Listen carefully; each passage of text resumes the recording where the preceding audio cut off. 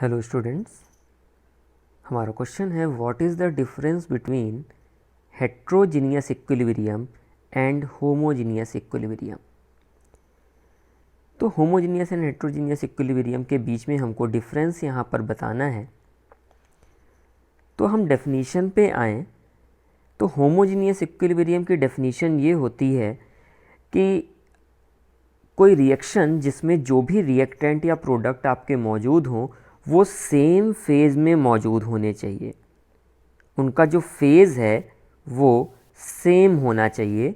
और heterogeneous equilibrium की जो डेफिनीशन होती है उसके अंदर ये कहा जाता है कि रिएक्टेंट या प्रोडक्ट जो हैं वो मोर देन वन फेज़ में होने चाहिए।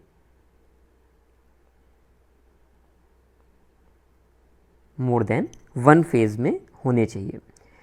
अब अगर यहाँ पे बात करें कि ये फेज़ क्या चीज़ है, तो साधारण भाषा में अगर मैं आपसे बताऊँ तो इसमें सिर्फ इतनी चीज़ होती है कि अगर फिज़िकल स्टेट आपकी डिफरेंट है, फिज़िकल स्टेट अगर डिफरेंट है तो हम उसे डिफरेंट फेज़ का कहते हैं, और अगर फिज़िकल स्टेट सिमिलर है तो उसे हम सेम फेज़ का कहते हैं।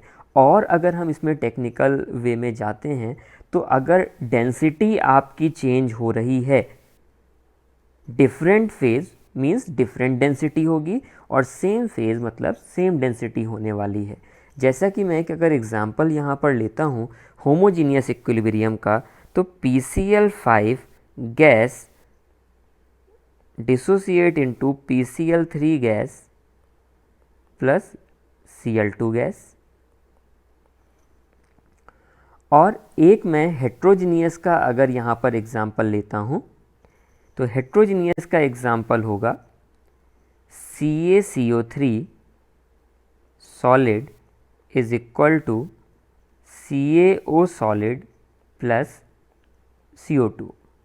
तो यहाँ पर अगर आप देखें तो PCl5 वाली रिएक्शन में तीनों के तीनों गैस होंगे और ये एक कंटेनर में अगर रिएक्शन हो रही होगी तो पूरे मिक्सचर की एक समान डेंसिटी आने वाली है। तो यहाँ पे हम कहेंगे ये तीनों के तीनों ही कंपोनेंट, ये PCl3 और Cl2 सेम फेज़ में है।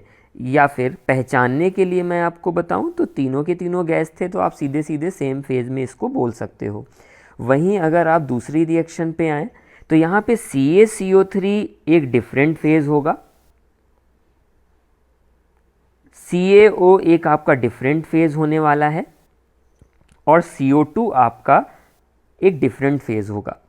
वैसे तो अगर देखा जाए फिज़िकल स्टेट मात्र दो हैं, क्योंकि CaCO3 और CaO दोनों का जो फिज़िकल स्टेट है वो सॉलिड है, लेकिन ये तब भी सेम फेज़ नहीं होते हैं। जैसा कि मैंने आपको बताया कि डेंसिटी डिफ़र हो जाने पर फेज़ डिफरेंट मान लिया जाता है।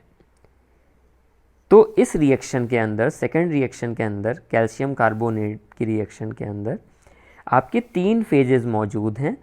या आप आसानी से अगर इसमें देखना चाहें तो जो आपके क्वेश्चन देखने को मिलेंगे उसमें सिर्फ इतना ही आने वाला है कि सॉलिड और गैस दो चीज़ें आपको दिखाई दे रही हैं, इसका मतलब मोर देन वन फेज़ यहाँ पर मौजूद हैं और ये यहाँ पे हेट्रोजीनियस इक्विलिब्रियम में होगा।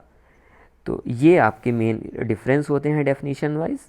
थैंक यू, मुझे लगता है आपको समझ में आ गया होगा।